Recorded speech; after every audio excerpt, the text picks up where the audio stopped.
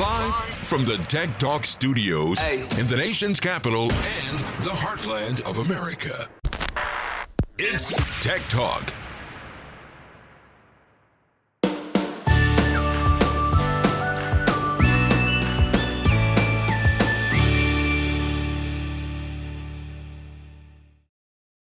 Well, it's Friday. It's time for Tech Talk. I'm Brad Cost with my co-host, the one and only Dr. Jay Greenstein, the big data doc of talk that everybody loves across the nation. What's up, Brad? How about that for an intro, Jay? I'll take that every time, man. I can't complain with that. You always hook me up with a great intro. Thank you, buddy. Yeah, man, I mean it. How are things going in D.C.? Last time we talked, you were having a snowmacron, I believe is what it was going on. Yeah, I mean, it lasted about a day and a half. People don't go out in D.C. when you see one snowflake, but it was all good. It actually snowed again on Friday, but the clinic's open and we saw patients, so that was good. But yeah, I mean, life is pretty much back to normal. People are still dealing with COVID here, but it's not too bad. And I think we're just moving forward. That's all you can do. Just move forward. Absolutely. That's all you can do. And I'm glad you're there to help your patients move forward with Thanks, it, buddy. man. Listen, we have a guest today, a doctor from Albuquerque, New Mexico. My companies have spent a lot of time in Albuquerque. I don't happen to know this guest, but he's doing some very cool things. So I look forward to our conversation with him. Why don't you take the ball, Jay, introduce him, and let's get started. Yeah, so I'm super excited to have Dr. Alan Miner here with us today. I met Alan at an entrepreneurial chiropractic conference called UAC, the Ultimate Achievers Club. I was lucky to be invited by our good friend Brad, Dr. Brian Capra, and met Alan and some of the rest of the crew, just great people. And Alan's doing has done and continues to do some really amazing things in chiropractic. So I was like, bro, we got to get you on the Tech Talk podcast and let's talk about this stuff. So Alan, welcome, man. So glad that you could make it today. Thanks for having me, guys. Honored to be here. Yeah, you're coming off of COVID. You're hanging in there, and we just appreciate you just kind of powering through with us today. So it's great to see you, Alan. I would love it if you would just tell the audience a little bit about your background in chiropractic and what you've done. The clinic system that you've built, and let's just start there. Sure. I'll apologize ahead of time. I still have that cough that likes to come out at the most inopportune time. So it's all good. There'll be one of those, I'm sure. I'm a Parker grad. Was always a very purpose-driven chiropractor. I have a finance degree. I hated that career. Have an uncle who was a chiropractor who really inspired me. And when I got serious about what do I want to be in life, what do I want to do, I knew I wanted to work for myself. I wanted to help people. So I'm one of those people that got into chiropractic because I thought it was cool. You use your hands, you help people. And the bonus is you get to be a doctor too, but I didn't have to deal with blood and fluids and stuff. So it's kind of checked all the boxes for me, and it's been everything about it has been such a blessed ride. I love the profession. I love what we do. I'm a huge student. I'm a huge fan of it. And so, yeah, I guess that's me in a nutshell. I'm married. My wife and I have been married 16 years now. We have 3 great kids. They're all ballet dancers. My wife owns a ballet studio, so my son is 15 and quite the prodigy in that world, and my 2 daughters as well. So if we're not working on the businesses, you can find me in a dance studio somewhere. That's awesome, man. Now tell the audience a little bit about your clinics, kind of what the vibe is, what kind of practices you guys have in New Mexico. Just share that story with us. Sure. Yeah, we've always been cash practices. In New Mexico when I started, at Parker, I ran into a few people and they would have these big family practices, kind of the big open rooms. And I always liked the energy and the vibe of that. So I liked that. When I came to New Mexico, I tried to get on some insurance plans and they were hard to get into at the time, so I just pretty quickly learned that, if you provide enough value, people will pay out of pocket for what you do. And then pretty quickly I realized that I had another friend who launched at the same time in New Mexico, and when insurance plans would change, his practice would take a hit, and I realized that, it's a little harder maybe to have people reach into their own pocket to pay for what you do, but when they do, they value what you do quite a bit more. And so back then there was this kind of sentiment that if you were a cash practice, you must have been some kind of slick snake oil salesperson. And I always found it to be the opposite. You had to really have a lot of integrity in order for people to be willing to write you a check. And then Google kind of equilibrated that for everybody. I mean, if you're a bad business now, you'll get slaughtered on Google. So that helped. And maybe that's why we don't hear much about that. At least I don't anymore. But so we run cash practices. Our hope is that people use chiropractic as part of their lifestyle for being a healthier person. We know it's obviously a heck of a lot easier to stay healthy when you're healthy than to try to get your health back once you lost it. And that message has always resonated with people. Early in my career, I did a lot of radio, and that's kind of how I got some momentum in the practice. I found people were hungry for the chiropractic story, particularly when we would talk about the innate intelligence side of things. And just from a very practical, you have high blood pressure. Why is that? What's changed in your body? We live at high altitude. Is that a disease or is that a healthy adaptation? Those kinds of messages resonated, and we built a really big 1,100 a week practice. We'd have 300-400 people come through in a day. And as fun as it was also a shit show. It's just like, I didn't know who was on the next table, and this thing that was so fun turned into this giant animal. And I realized, by that point I decided maybe the way I can impact the profession is opening other clinics and helping other docs. So I ended up selling that first clinic. It just kind of became too big to wrangle back into the new model. So we sold that and had a great exit on it, and then started opening clinics. Right now we have 4 in New Mexico, 3 over in Dallas. We're really gaining our momentum in Texas right now. We've kind of spent the last 4 years really building out all of our procedures, our manuals, understanding the behavioral personalities of the people in the clinics. We have a call center that we route all of our phones into, building that out. So I feel like we've been building this race car for the last 4 years, and we finally have it out on the racetrack, and we're starting to do laps, and now we're really fine-tuning it. And it's still the same model in that it's, just give a lot of value for what we do with people, give them some kind of objective pre and post measurement for how we're doing beyond their symptomatology, charge a fair rate for it. And in today's world, that model's kind of come to us. People really appreciate getting in and out of our clinics in a few minutes. We do have about 10% of our clinics as personal injury, and oddly enough, we found that our not being a personal injury clinic has attracted more personal injury people because we don't do all the rehab stuff. It's only the adjustment. That's all we bill for, but people are in and out pretty quick, which in today's busy world, we found people, they seem to appreciate that. So that's served us well too. So yeah, that's the chiropractic side of things. That's really cool.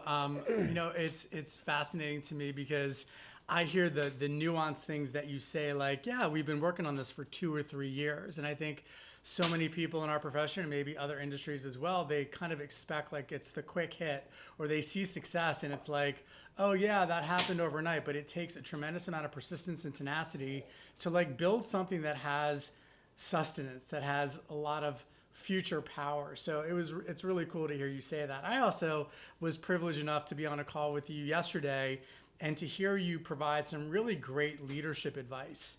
I just sat back and listened to you just talk to another colleague and just was like, yeah, like you totally get it. You understand what it takes to motivate people and what demotivates people very often, and also what are the things that people can control, what's in their wheelhouse, what are the things they should be focused on, those key variables that Brad, you and I just talked about before the call, versus what are things that are out of their control. And I just we haven't known each other that long, but it's just great to hear you and listen to you talk about how you build a business, because it's inspiring, bro. It's really inspiring. I love it. Well, and it all comes from failure and scar tissue. It wasn't just that, and my biggest mistake was I thought, hey, I built a huge practice.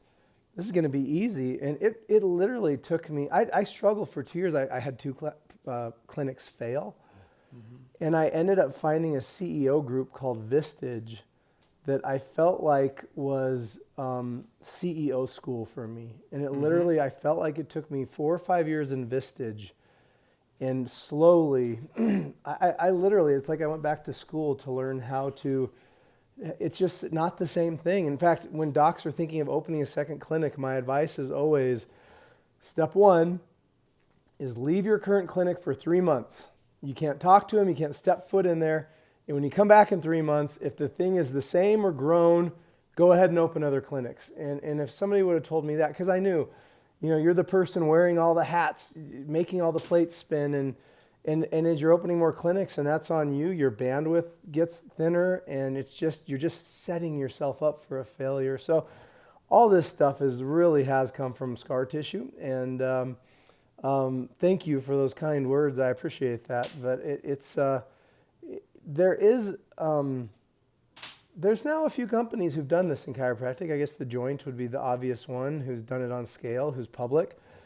But I kind of see The Joint, I actually think they do a great service for chiropractic. I read a story years ago about Starbucks, and when they came into communities, all the mom and pop coffee shops freaked out because they thought they were going to be Walmarted and just swept on and squatted and smashed. And they realized pretty quick, Starbucks actually educated people about coffee. Coffee, yeah. And then they came over and they learned after a few years, if Starbucks comes in, it's the best thing that can happen to your coffee shop, because people learn about it, then find your stuff's better, higher quality, usually less expensive. And I think The Joint's doing that for chiropractic. And so, they're just one example. There's other groups that we've worked with that are bigger on insurance models. There's some groups that are getting 30, 50, 100 clinics together.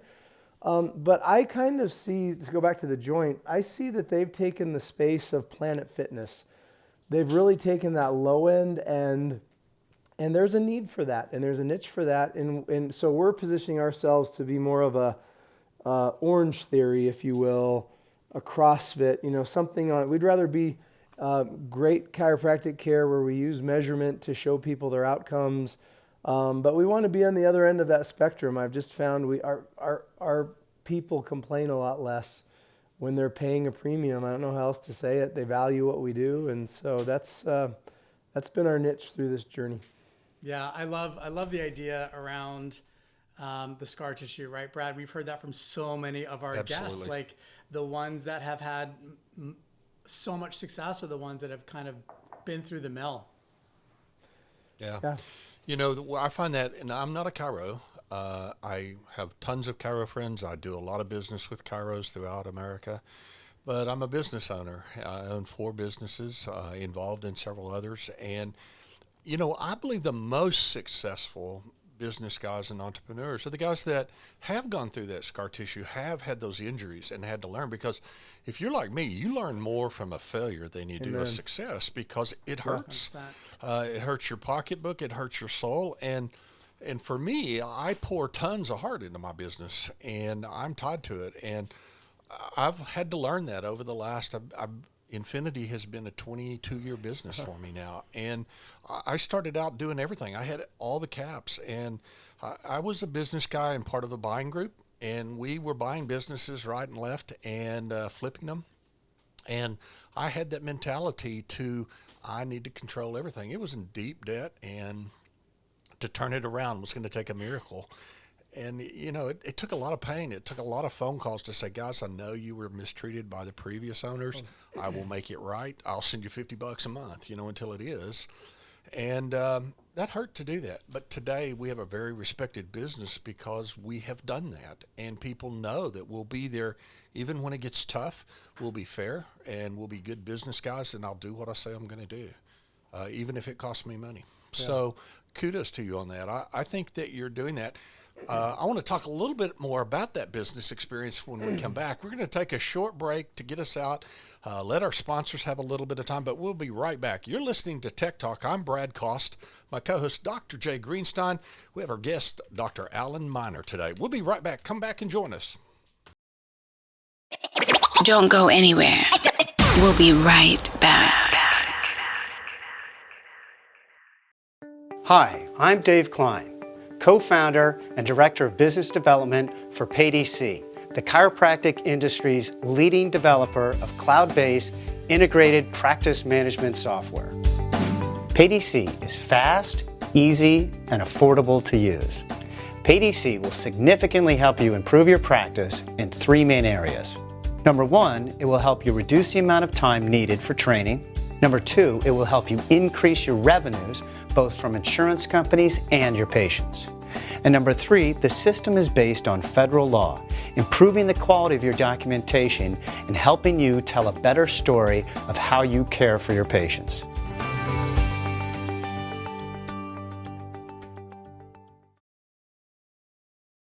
This episode is sponsored by Infinity. In the modern age of electronic data interchange, Infinity is committed to helping clinicians get paid fast so that they can spend less time tracking claims and more times with patient. As a pro advocate for the healthcare industry, we create tools that make sense for electronic claim processing and business analytics.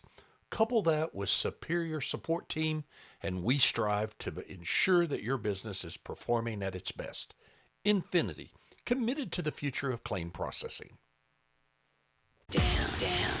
Slow it down. With the hot data jocks of talk. It's TechTalk.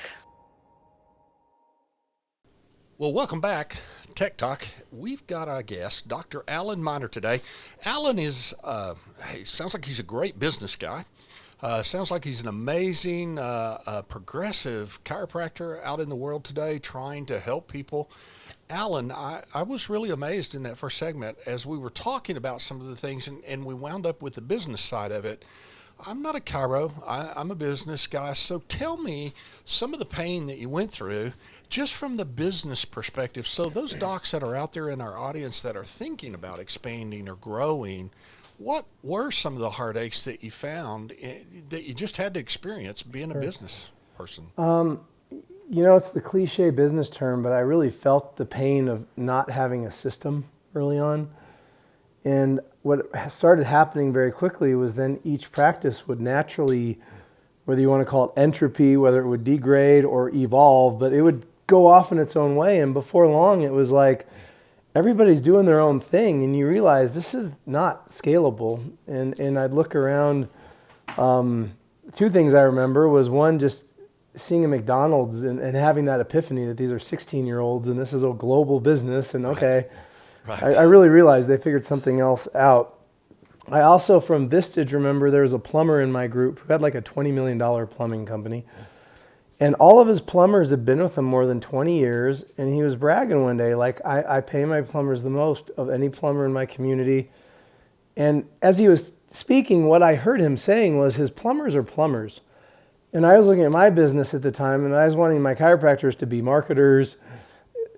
I wanted, the personnel development chiropractors. And it really hit me that, real businesses, people are hired, even the hospital, they've got degrees for people who run the hospital and degrees for people the clinicians who provide care. And those were just 2 big aha moments that I think maybe highlighted where my thinking started to evolve and realizing why things weren't moving. So it just then took a lot of time to identify what is our system, implement that and get everybody on the same page. And that is a never-ending monthly, we're auditing the clinics, we're training with the clinics, just looking for where are things starting to shift away from the system. And it really was helpful recognizing, because like a lot of chiropractors, maybe entrepreneurial-minded chiropractors, I expected chiropractors to go out and talk about chiropractic the way I did. I was always comfortable doing radio or giving talks or doing screenings.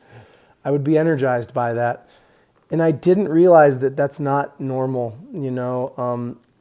By our data, as much as 70% of chiropractors are more introverted.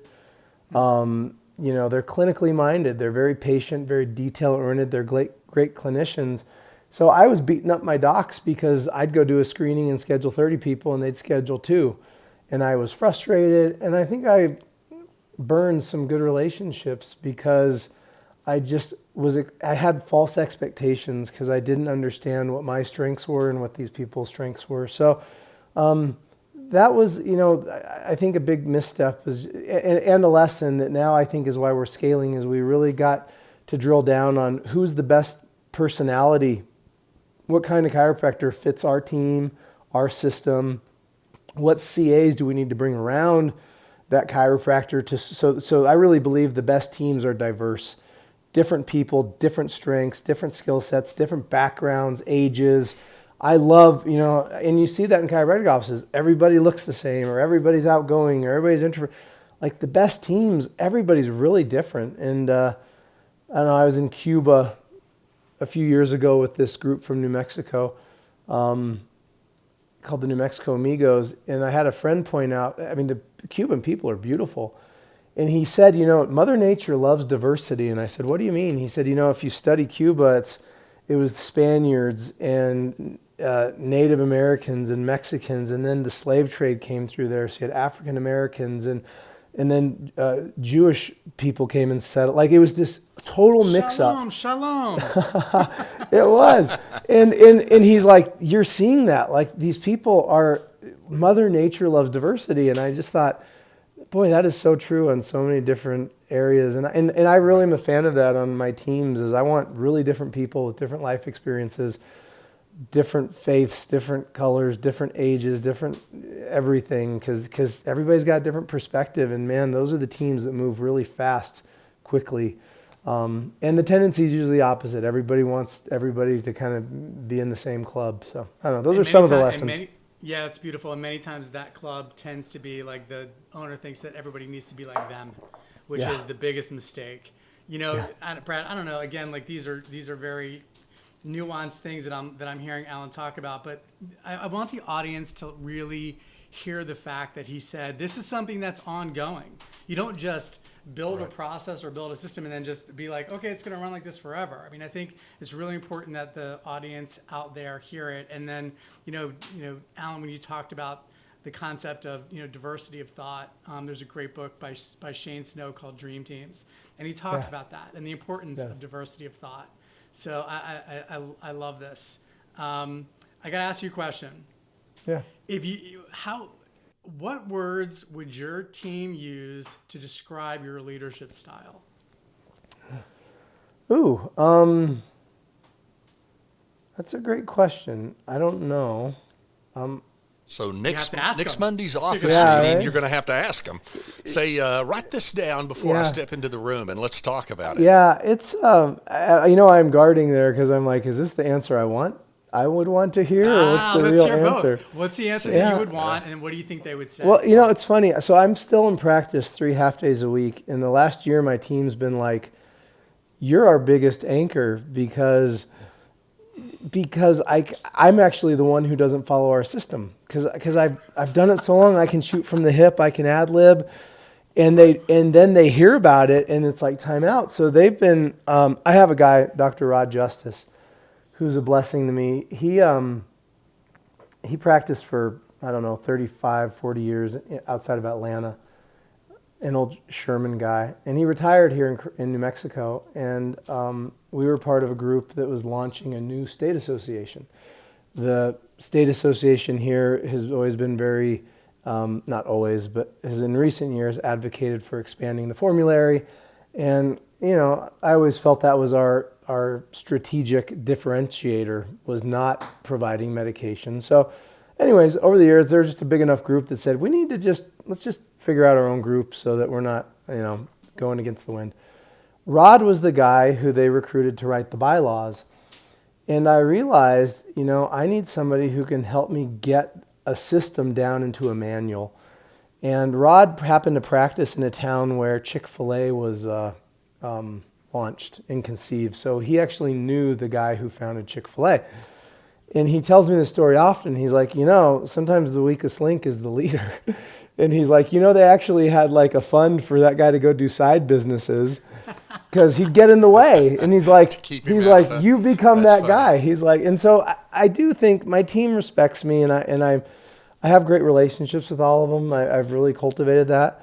They all realize my strengths are vision, strategy, relationships. So I think they all get that they want me like out meeting doctors, opening clinics, figuring out where we're taking this thing. And they seem to put a lot of trust in me that I'm very respectful of in that. And then Rod actually ended up joining us after he went through and he did our entire manual, all of our systems. He spent time in every clinic auditing it, figuring out where things were going sideways. We went through a whole year process to literally have everybody agree on, all right, this is how we're doing our procedures on day 1, on day 2. And he's helped us just really create a compass. And then he ended up deciding he was antsy, and he went back into practice and just doubled his practice last year, a record year. And he's like, I've been at this 46 years. I'm 66 and I'm having more fun than I've ever had. And so, that's kind of a roundabout way. So I think they see me. I want to hear the answer, Alan. Don't select the answer. I think they see me as the visionary, I don't want another entrepreneur on my team. I realize there's strengths with that and there's weaknesses. And so, and I think everybody knows that. I've got really great hardcore operating doctors. They're clinically minded. It's just they're loyal, and we really are very careful. That's who we look for to join the team. So they know that their specialty is in running those clinics. That's their focus, and they'd rather me out in front of it. So I think it'd be somewhere along the lines of he's a visionary. Sometimes maybe he gets he gets too many ideas going at times. But I've been really good in the last 5 years about not executing on an idea till I find the right person to come in alongside and actually run the business and operate it. And that's actually been a very successful formula for me in the last half dozen years or so. Yeah, it's sage advice. It took COVID to help me with some of that. COVID was a real eye opener because we went remote in our businesses. We have a lot of developers and programmers on staff, and it helped me find and see that many of these people have some really great strengths that are hidden, and it helped uncover that. And it also helped me to stay out of the way. Yeah. To learn that I can trust my team and to take some of those hats off. Now, I call it muscle memory, but when I go in, I still have a tendency to walk around and do my normal thing, and that's a hard thing to get rid of. That's cool, Brad. I couldn't agree more. I couldn't agree more with you. I really think that we talked. It might have been before we started recording, but motivation. I found it just is a thin thing. Like when you find the right person who likes the work, the motivation's taken care of. They enjoy it. They're fulfilled. They want to show up. And I spent a lot of years trying to motivate people, trying to turn them into something they weren't. And I think I just burned them out and got frustrated. So, yeah, I agree with that thing about strengths.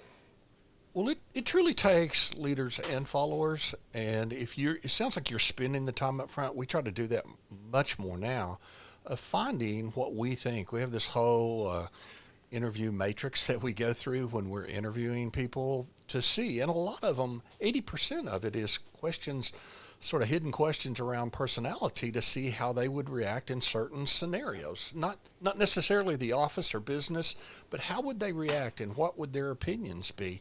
And it helps us formulate real quickly, is this the team person that we're looking for, or is this going to be a problem for us as we get down the road? And we're now pushing away problems. Now, COVID's it's hard to find staff now, especially living in Tulsa, Oklahoma. Yeah. It's hard to find, and so we've not been able to be as select as we wanted to, but hopefully that's going to change soon. Yep. We've got 5 new team members joining us in the next 3 weeks. Congratulations. Most of it in analytics, data scientists and analytics, to expand that side of it, because that business is very, very deep. And really, when you want to understand analytics, you have to have a true graduate level data scientist to do that. Brad and Jay, you'll appreciate this. I have a company called Ideal Team Consulting, and we've had that business for 10 years, and we do some staffing in other industries, and we do a fair amount in tech. And I remember the first job we ever got to find a data scientist, and we looked at the requirements, and they needed to be a PhD, and they needed a mathematics degree, and it just looked to me like the most daunting person to find. And let me tell you, that was, I'm not over-exaggerating, 100 times easier than finding a chiropractor. It was the craziest thing, because it seemed like the most specialized. I just couldn't fathom a mathematician, PhD with data analytics, and they had to have all these different program knowledge. And we had a line out the door of those people for our client versus trying to find a chiropractor for one of our clinics. So anyways, I have to laugh when I... That's pretty unusual. Today, they're really sought after. Yeah. I actually very involved at Oklahoma State University, and we have one of the very first and top healthcare analytics program, graduate programs. It was founded by James Patterson that founded Cerner, practice management software. And so I quickly got on the board of that thing. Mark. So now I have, not only do I get to help mentor the board and the students that come through it, I also gives me a great source of pipeline. So if you ever need any more data science. It's good to know, man. Yeah, our last job was right before COVID. There's a tech company in Albuquerque we've done a lot of work with, and they were sucking them up, and we could not, we went through the low-lying fruit. I wish I knew that connection back then. Yeah, you do. It's great. Yep. Yeah. Well, Jay, we've hit that time mark again. We need to take another quick break to let our sponsors say hi to everybody, and we'll be right back with you. I know you've got a question for Dr. Miner in this process also. So join us back with Tech Talk. I'm Brad Cost, my co-host, Dr. Jay Greenstein. We'll be right back. Hey, everybody, this is Dr. Jay Greenstein. This is Jay Greenstein. With me today is Dr. Jay Greenstein. Dr. Jay Greenstein. The world around us, and healthcare specifically, is changing at an exponential pace. Chiropractic is perfectly positioned like we have never been right now today to be more successful and to be more impactful for the communities and patients that we serve. There are all sorts of evidence-based guidelines that support the use of non-pharmacological approaches. But what I want America to know is that health doesn't come from a pill. It's our responsibility as healthcare providers to educate the community about the evidence that exists. We really need to have a private practice app, something that will help us engage with our patients in ways that they've never experienced before. The intersection of technology and quality care is where the future of healthcare is at, and I'm really excited to bring that forward in the future.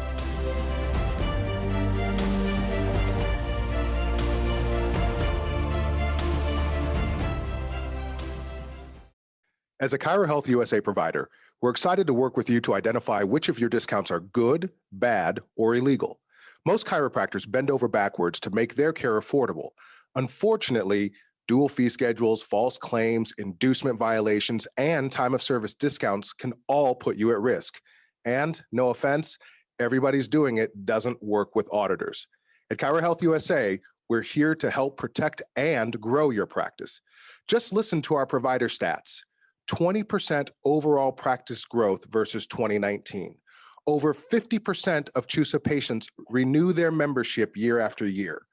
Over 2,500 patients per month use our provider search directory to find a CHUSA provider. At ChiroHealth USA, our purpose is simple. It's to improve the quality of life for our doctors, their teams, and their patients. With over 5,000 providers and nearly 1 million patients, ChiroHealth USA is the network that works for chiropractic.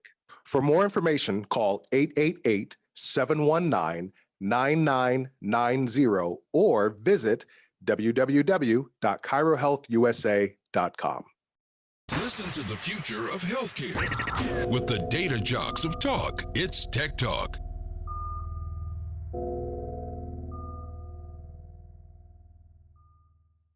What's up, everybody? It's Dr. Jay Greenstein here, and I am so excited to be with my very good friend, Mr. Brad Cost. Brad, what's up? Hey, buddy. Welcome back. So good to see you. And my other very good friend, Dr. Alan Miner. Alan, thanks so much for joining us today, man. This has been awesome. Love it. Thanks, guys, for having me. Always fun. Hey, so Alan, you've got this new venture that you've created, this technology platform called ChiroBar. I checked it out. It looks super cool. Tell the audience about, what is ChiroBar and why does it exist? Yeah, it is literally supposed to be a meeting place for chiropractors by chiropractors. So it's three main things. I started noticing over the years on Facebook, everybody would go for, hey, looking for a doc in Springfield, Illinois. And they drop it in their different groups. And you try to search people and you find Google. It was just kind of hard to sift through.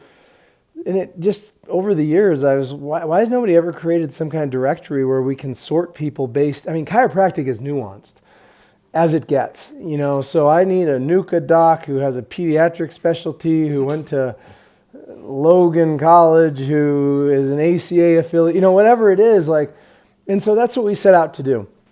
was instead of everybody having to go to their Facebook group, what if you could, and so we've literally tried to think of every single, classification, certification, coaching program, schooling program, technique, so that chiropractors can, and so it's not meant for an out-facing public referral source. It's for chiropractors. Hey, my patient's moving to Phoenix, Arizona. I need somebody. All right, well, I do CBP and torque release, or Gonstead, and I want full spine X-ray. Or, that's the logic.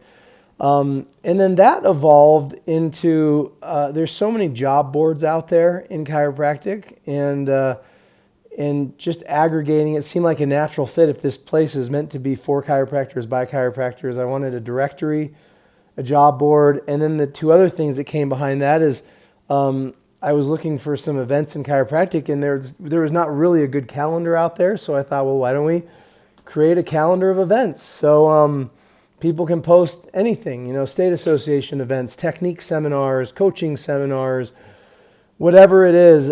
It's a very agnostic site. We're not representing any one group. It's there, so anybody can post their conference or seminar for free. The biggest action step anybody can take is just go claim your listing. That's what I need you to do. It's thechirobar.com. And go in there and please grab your listing. If you're not in there, get it. If you are in there, verify it that it's you.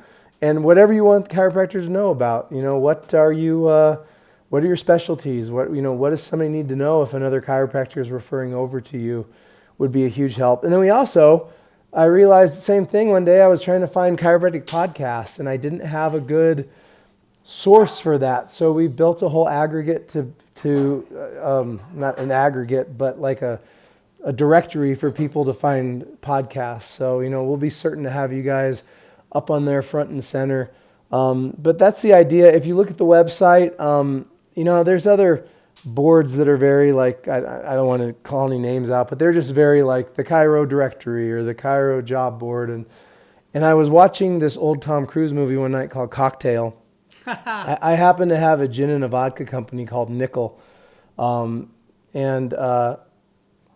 so I've just always had, fun in those environments. Those are always my favorite parts at seminars is afterwards getting around everybody at the bar and buying a drink. And I'm watching Cocktail and I'm like, that's an idea to name this thing. So if you go look at the website, the Chiro Bar, the logo is designed to look like, originally it said Chiropractic in Dreams, because that was Cocktails and Dreams was from that movie from Cocktail with Tom Cruise. But it's the Chiro Bar. But that, if you notice the logo, that's where it came from. And the idea is it's a meeting place. You're at the bar asking for a referral, asking for getting to know people. That's what we wanted this thing to be, was just a very agnostic place that chiropractors can quickly find which seminar's coming up, which podcast, I need to refer somebody or I need to post a job. So yeah, that's the logic behind it. That's awesome. I love the graphics that you did because it really does look like the opening picture images sitting at the bar. Yeah. And maybe you need to host Tech Talk because that's sort of where this all started was Jay and I sitting at the bar trying to watch football, and people came around and started asking questions and talking, and it happens that way almost at every conference today that we go I noticed on Joe Rogan, so we have a podcast for our clinics that's really bad. It's just admittedly what it is like a workshop where we're just lecturing at people. And several years ago, I'm listening to podcasts got popular. I'm listening to Joe Rogan, and it hit me why our podcast sucked was good podcasts are just conversations. And particularly, I started noticing on Joe Rogan, they were always drinking scotch, they were getting high. And I'm like, there's something to that. It makes for a better conversation. And so I commend you guys that's cool. You guys were born out of that, actually. I love it. Brad, where's your bong? Where's your bong? For fuck's sake, go get it. Right. It's funny because we first started being pretty straight up and we stumbled, until Cindy walked into our life, Cindy who? Cindy Howard? Dr. Cindy Howard. I talked to you about her. Yeah. So I think Cindy, she's great. I know Cindy. We wanted something a little bit radical, so she came on, and it quickly got labeled the Penis and Vagina Show.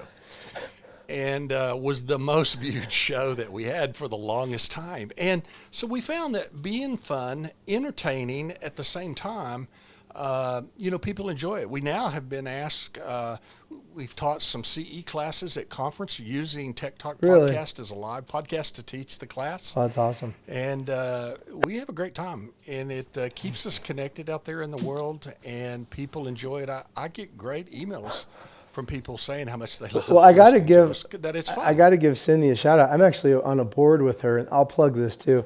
We're both on the board of the CDC.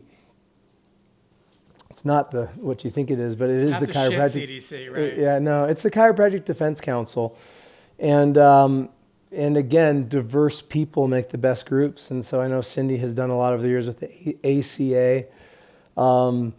And yeah, I had a dinner with her a few months ago, and your conversation was our conversation. She's hilarious. But our passion for the CDC is chiropractic and defending the rights of practicing chiropractors. And there again, it's agnostic. It's $33 a month.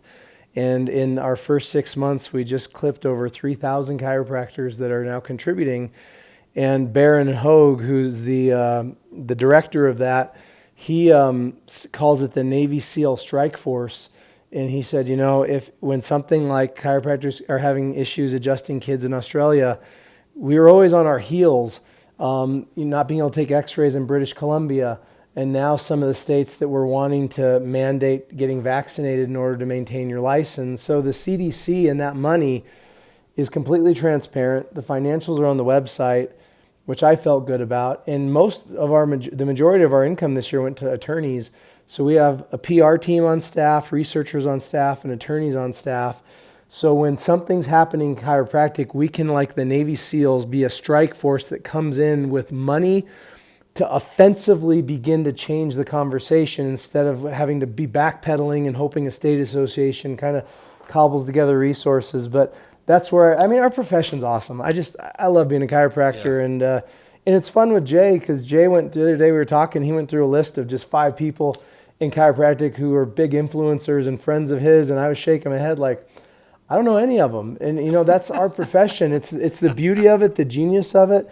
But I think COVID's helped us kind of like, I don't know. I just don't see people giving a shit as much about the camps and the mixers and the straight stuff. Like UAC, the group that Jay and I met in, what's in common there is it's mostly chiropractors who've built very successful practices who are now doing other businesses beyond.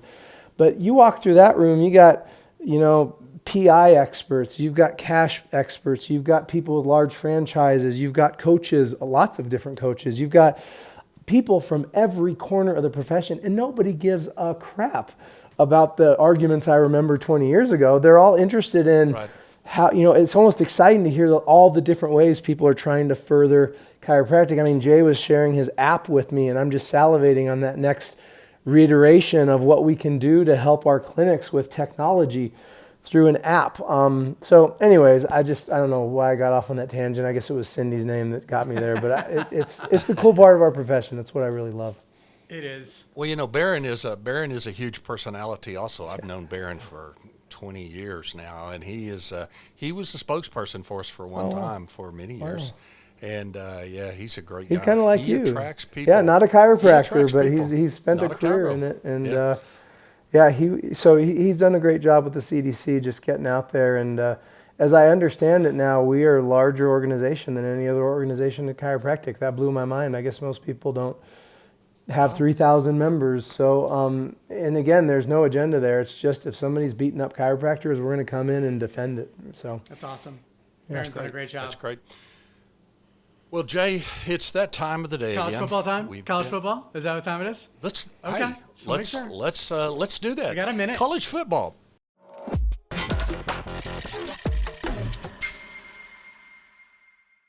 Yeah, we do. And you know what? On our last podcast with Dr. Katie Pullman, we introduced a new college sports report segment in ours, because you and I always talk about college football. And so you asked the question, who do you choose is going to win the playoff, right? Alabama or Georgia? And I think surprisingly, all 3 of us chose Georgia. And I got to tell you, the first half, I thought, crap, we're all going to lose. But in the end, Georgia pulls it off. It was a great game, and I'm happy because obviously Georgia won, but just it was a great game. Two powerhouses, two phenomenally coached and talented teams. It was just a phenomenal end of year, national championship game. Alan, who's your team? Who do you root for? Oh, I went to New Mexico State. We're the most pathetic college football team. So I've always been a pro guy. I grew up watching the Broncos. I watched the game last night. Not a great first half, but that second half was one of the funnest games I've watched.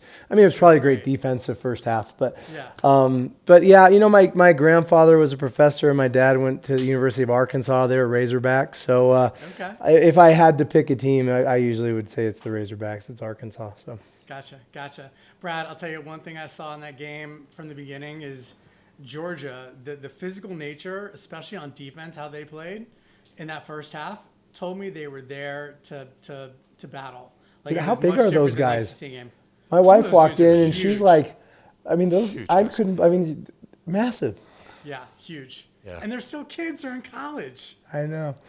Yeah. 19, 20-year-old kids that are, and they work hard. I know at O State, Kendra and I both are involved a little bit in some of the athletic stuff, and we get to go to the game table, they call it, whereas at O State, they have their own restaurant sort of for the athletes. They have dietitians that set up very specific dietary constraints and make sure that they're fed top food and that they have to show up for 2 meals a day and eat this diet. And it's made all the difference. That in the performance workout strength training is unbelievable, and it's made our players. You go down on the field after a game; those guys are huge. They're just huge and athletic. Very athletic. Yeah, you'd have to be to take some of the hits that those guys take and some of the skill sets of running. You see some of those players that get out there and somebody turns their jets on and catches up with them and takes them down. The athleticism is just amazing to me in college football. One last thing, I don't know if you guys saw this when Jamison Williams went down. He was a non-contact. You could just tell it was ACL, right? Because he went into knee valgus. He planted, went into knee valgus. I'm like, it's his ACL. And when Kirby and Nick were talking at the end of the game, you could like kind of hear and see Nick Saban say, "Yeah, I think it was his ACL."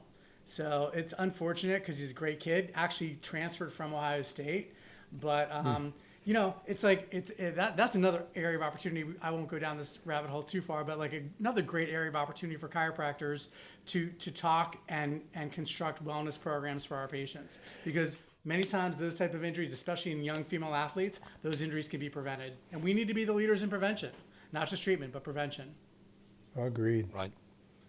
And identifying some of those things. We've had a couple of guests that, that are chiros that have come up with the techniques to identify some of that through animation, stop, action, motion kind of things. Augmented reality, 100%. Just amazing to me. So, somebody's got to step in and lead that, Jay. And I know your group's really involved in sports. And, maybe I talked last time about taking over the narrative, and that's true in so many areas that's happening in chiro. Even Alan was mentioning something. I should have inserted the narrative, because for so many years, Alan, somebody else has controlled the narrative about chiro. But there's leaders like you and Jay and Barron and some of the great guys that are out there that are changing that narrative. Yeah, that are changing that narrative to show there is amazing things happening in chiropractic. There's going to be leadership things happening in chiropractic that'll overcome even primary care for that first stop healthcare. So I look forward to those days, and I'm trying to contribute everything that I can in making that happen and proving those statistics correct. So, listen, Alan, thank you for spending the last hour with us. Man. It's been a lot of fun. I look forward. I'll head to Albuquerque here in the spring or summer. I may stop and look you up, take you Please to dinner. do. One of my business partner lives in Santa Fe, so we get out there once or twice a Please, year. man. And I love Albuquerque. Awesome. I think it's great. I've never been to the Balloon Festival. I want to do that. Bucket list. That is a crazy thing to see, it looks like, so I look forward to Yeah. that. Jay? Yes, sir. Have a great All right, week. brother. Have a great weekend. And next week, and I'll see you here in a couple of weeks at FCA. What would that be? Northwest Conference in Panama City? Yeah, I think it's Northwest. Yeah, Is that it's Northwest? Yeah. Northwest Panama City. And we may be doing a podcast from there or something. So look forward to that. Our friends at the Florida Chiropractic Association. From myself, Brad Cost, my co-host, Dr. Jay Greenstein. Have a good day. See y'all. Come on! And the data doc of talk, it's Tech Talk.